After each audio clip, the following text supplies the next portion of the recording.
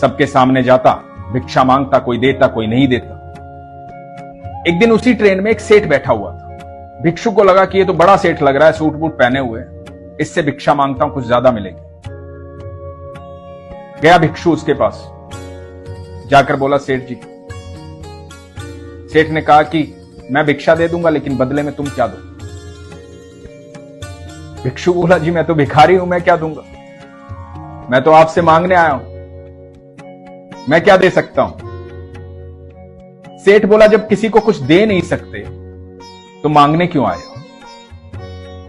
जो किसी को कुछ दे नहीं सकता उसे मांगना भी नहीं चाहिए। जिस दिन देने लायक हो जाओगे उस दिन मांग लेना, उस दिन दूंगा तुम्हें। भिखारी चुपचाप देखता रहा। स्टेशन आया, सेठ उतर गया।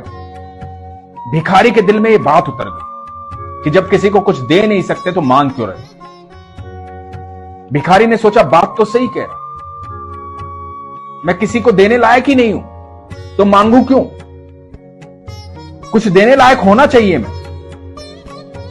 भिखारी ने सोचा, जब तक किसी को कुछ दूंगा नहीं तब तक मांगूंगा नहीं। और सोचता रहा, क्या दूं क्या दूं, कुछ दिमाग में नहीं आया। सुबह स्टेशन पहुंचा, मन में यही चल रहा था, जब तक दूंगा नहीं मांगूंगा नहीं। तो देखा कि स्टेशन के पास बहुत सारे पौधे हैं जिन पर सुंदर सुंदर फूल लगे हुए हैं। भिखारी ने बहुत सारे फूल इकट्ठे किए, ट्रेन में चढ़ा, लोगों के पास पहुंचा, भिक्षा मांगने लगा। सबको फूल देता, भिक्षा लेता। भिक्षा देने वाला भी खुश होता, मुस्कुराता और भिक्षा देता। भिखारी ने देखा कि मैं लोगों को फूल देता हूं और लोग मुझे भिक्षा ज्यादा दे रहे हैं, लोग मुस्कुरा भी रहे हैं, खुश भी हो रहे हैं।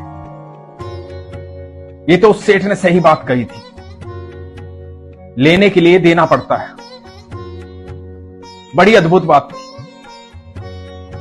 तो ऐसे ही सिलसिला चल रहा था। एक दिन फिर ट्रेन में चढ़ा और उसने देखा कि वही सेठ बैठा हुआ है। सेठ के पास पहुंचा, कई दिनों से इंतजार कर रहा था कि सेठ आएगा तो उसको बोलूंगा। पहुंचा सेठ के पास, सेठ को बोला कि आज मेरे पास देने के लिए है, ये लीजिए फूल और मुझे भिक्षा दीजिए। सेठ ने मुस्कुराते हुए उसे कुछ पैसे दे दिए और सेठ ने कहा कि वाह, बहुत अच्छा काम किया तुमने, अब तुम भिखारी नहीं रहे हो, व्यापारी बन गए हो। भिखारी फिर सेठ की तरफ देखता रह गया। सेठ का स्टेशन आया, चला गया। भिखारी ट्रेन से उतरा, आसमान की तरफ देखा,